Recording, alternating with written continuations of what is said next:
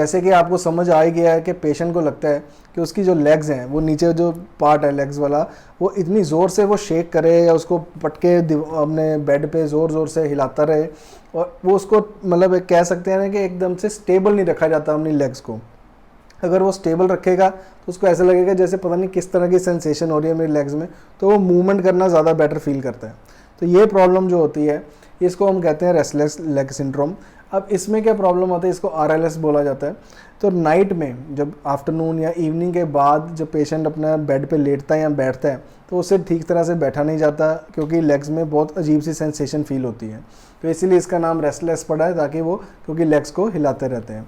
अब इसका रीज़न होता है आयरन डेफिशिएंसी। बहुत लोगों में देखा गया है कि आयरन डेफिशिएंसी वालों को, विटामिन D डेफिशिएंसी वालों को, या B1 विटामिन B1 जो थायमीन है उसकी डेफिशिएंसी से बहुत ज़्यादा प्रॉब्लम आती है।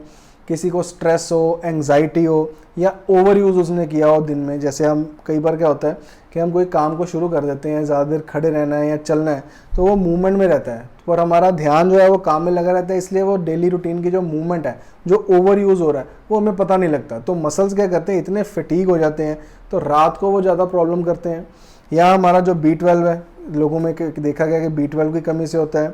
डायबिटीज़ वालों को ये प्रॉब्लम आ रही है, थायराइड वालों को आ रही है, या कई बार प्रेगनेंसी में भी ये ऐसी सेंसेशन आती है, क्योंकि उसमें भी जो थायराइड है वो इम्बैलेंस होता है। तो इस कंडीशंस में, ऐसी कंडीशंस में जो प्रॉब्लम आ रही है इसको हम कहते हैं रेस्टलेस लेग सिंड्रोम। ऐसे में मतलब देखा गया है कि इसका जो सिम्टम, जो कॉज है, वो ये सारी चीज़ें मिलके बनता है। तो सिम्टम्स में पेनफुल, इरिटेशन, बर्निंग, कोई जैसे वाटर क्रॉल कर रहा है, क्रॉलिंग सेंसेशन आ रही है पैरों में, ये वेरिकोस वेन से डिफरेंट होता है। क्योंकि वेरिकोस वेन को कई लोग समझते हैं कि यही वेरिकोस वेन है, वेरिकोस वेन से डिफरेंट है। वेरिकोस वेन में तो आपको वो ब्लूइश डिस्कलरेशन दिखता है, तो उसमें क्या होता है, ज़्यादा खड़े रहने में या ज़्यादा चलने में पेशेंट को प्रॉब्लम फील होती है। जब वो लेट जाता है तो उसको रेस्ट लिखता है।